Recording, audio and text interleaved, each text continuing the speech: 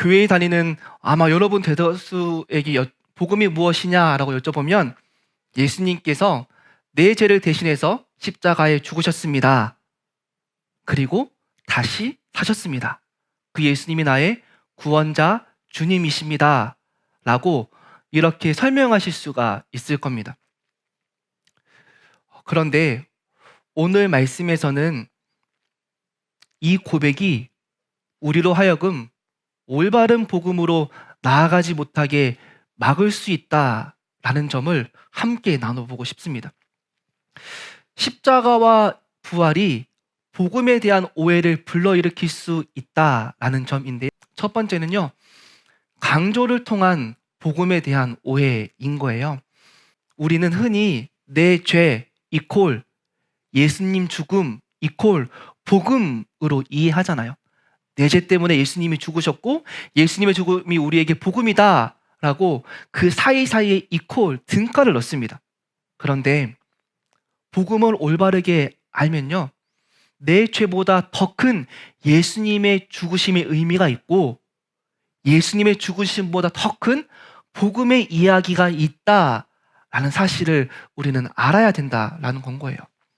십자가와 부활을 통해 내게 가져다 주는 효능, 예수님이 구원자가 되시고 능력자가 되셔서 내게 주시고 역사하실 수 있는 그 효능을 내 삶에 가져오고 싶은 마음으로만 복음을 대하고 그것이 복음의 전부인 것으로 착각한다면 우리가 십자가와 부활을 안 믿는 것보다 좋겠지만 하나님께서 우리에게 말씀하신 복음을 제대로 알고 있지 못하다라는 건 겁니다.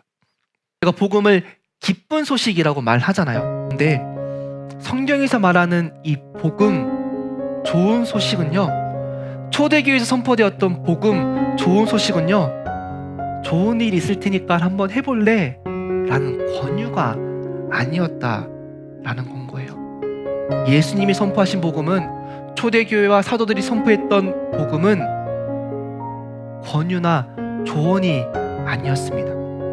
우리가 이 기쁜 소식을 한자로 복음이라고 전하잖아요. 그런데 우리는 이 기쁜이라는 단어에 집중해요. 예수 믿으면 기뻐, 예수 믿으면 복받아, 예수 믿으면 좋은 일 생겨, 예수 믿으면 구원받아라고 이 기쁨의 방점을 찍습니다. 그런데요, 성경은요, 기쁨이 아니고 소식의 방점이 있다라는 거예요. 주님이 이 땅에서 가르치시고 선포하시고 전한 소식은 그 어떤 것이 아닌 하나님 나라였다라는 것은 우리가 성경을 읽으면 읽을수록 확신 있게 말할 수 있습니다.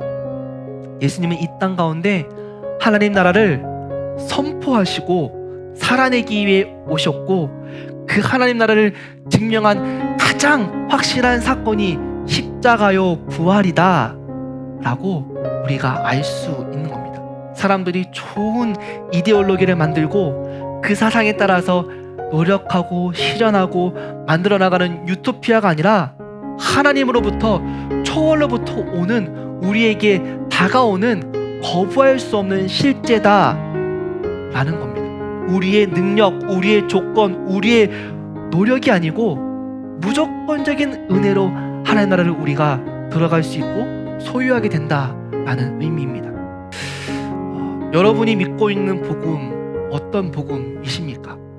혹시 나를 위한 사사로운 복음, 내게 효능을 갖기 위해 어떤 존재를 내가 긍정하는 수단으로 내 동의와 신념을 강화하는 것이 믿음, 아무런 질문, 생각을 하지 않고 그것만 믿는 것이 믿음으로 복음을 생각하시는 건지, 혹은 유한겔리온, 소식, 기쁜 소식, 이 땅에 예수님을 통해 하나님 나라가 도래했고 하나님 나라가 우리에게 보여졌고 주어졌고 우리는 그 하나님 나라에 초대되어서 그의 통치 안에 살아가도록 부름받은 존재라는 인식을 가지고 우리가 복음을 말하고 고백하고 믿는지, 여러분들이 올바른 복음을 소유하고 살아가는 삶 되시기를 간절히 소망합니다.